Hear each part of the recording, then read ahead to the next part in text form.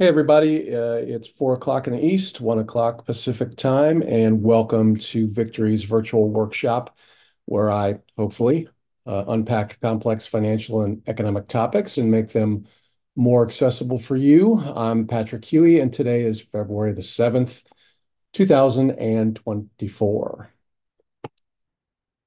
Today, we're diving into a fundamental aspect of the economy that affects your financial and your investment plans, and that is the employment situation, not just yours, but everyone else's too. So grab your headphones and something to jot down some notes, and join us as we explore how employment is reported in the United States and how it can affect your portfolio. Just want to remind everybody, feel free to jump in the chat, ask any questions, paste your questions in there, and I'll try to answer as we go along. And here is what that button looks like. Or if there are more personal questions that need to be taken offline, of course, I'll reach out to you after this webinar. Transcript of this will also be available to you on Friday, as well as a video recap. So let's get going. Well, every month, usually on the first Friday, the Bureau of Labor Statistics reports jobs data. And last week, we got January's report, and it was a good one, demonstrating perhaps some underlying strength in the economy last month. And so the questions came in, what does that mean? Why is it not seen as good news among some of the news outlets that clients are watching? Well, to answer that and a little bit more, let's take a step back and look at the employment reports that are released by the government. Well, the data comes from two surveys: one, establishments, and two, households. And using a representative sample of 122,000 entities, both private and public institutions that hire workers, the establishment survey is best known for providing the monthly change in what they call non-farm payroll employment. So when the news says that the economy added or subtracted a certain number of jobs over a period of time, that's coming directly from this survey. Beyond this, it also captures data on hours worked and earnings, with industry and geographic details included. Alternatively, there's the household survey, which samples roughly 60,000 eligible U.S. households, and it's best known for measuring the national unemployment rate. But also it looks at the labor force and employment, again, with demographic detail. Now, over time, the employment and components tend to track each other fairly closely. Both the surveys tend to run in the same direction, but divergences do occur. Employment estimates from both surveys are subject to sampling error. And the household survey of employment is particularly subject to greater sampling error than payroll survey employment because it has a smaller sample size. 60,000 less than 100 and what did we say? 122,000. So basically half the sample size. So when we're looking at short-term trends in either survey, especially month-over-month changes, it's really important, critical, to factor in sampling error. But guess what? Guess what news and media outlets never discuss in any government statistic that I am aware of? Sampling error. Remember that estimates from the payroll survey are a count of jobs, while the household survey provides an estimate of the number of employed people. Kind of sounds like the same thing, but it's coming from different sources. And if a person changes jobs and is on the payroll of two employers during the same reference period, guess what? Both jobs would be counted in the payroll survey estimates. So that's where you can get another potential divergence. The household survey, on the other hand, will simply reflect one employed person in that very same measurement. If the rate of job-to-job movement changes substantially in a given time period, it potentially could impact trends produced from the payroll survey.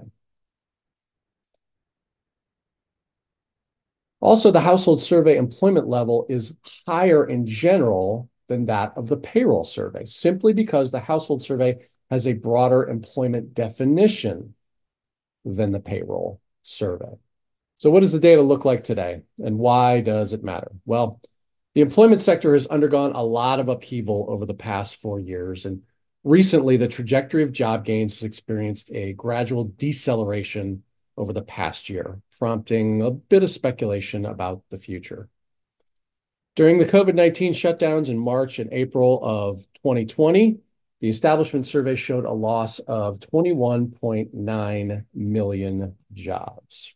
Since the bottom in April of 2020, payrolls have rebounded by 26.8 million, resulting in a net increase of 49 million jobs. While the overall job market has shown improvement, there are three sectors: other services, mining and logging, and leisure and hospitality that have yet to fully recover from COVID shutdowns.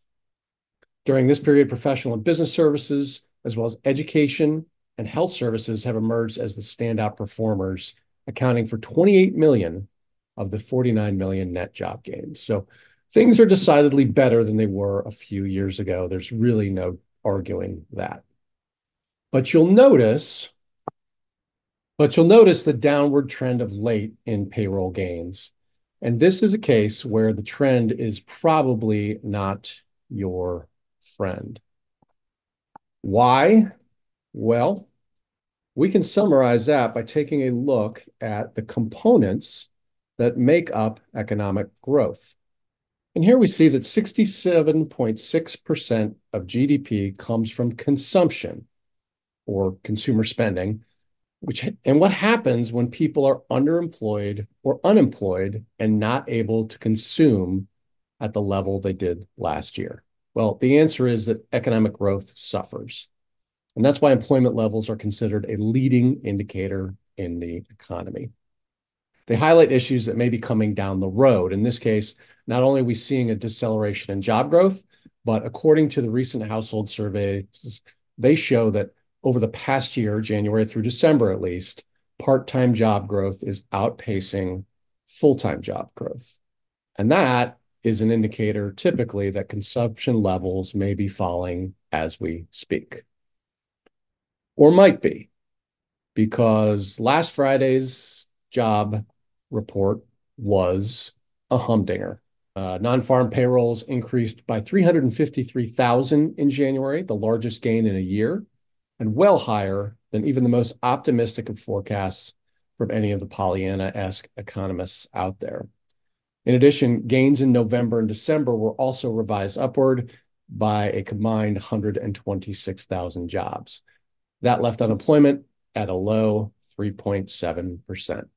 Now, is that a momentary blip of strength amongst what we just saw was a pretty pronounced downward trend? Yeah, probably. But here's why it matters right now. Because of our recent inflation woes, any signs of strength, even if it's fleeting, is going to keep the Fed from moving interest rates downward to be more accommodative. Cutting rates in March is about as realistic right now as that deadbeat cousin of yours getting an actual job. It just isn't happening. Forget it. And so markets are left to sift through winners and losers with higher rates, or at least higher for longer than expected rates. And that creates investing volatility, and it then creates fodder for the 24-hour news cycle. That's why the employment report is so closely watched, even in the most normal of times, which these are not.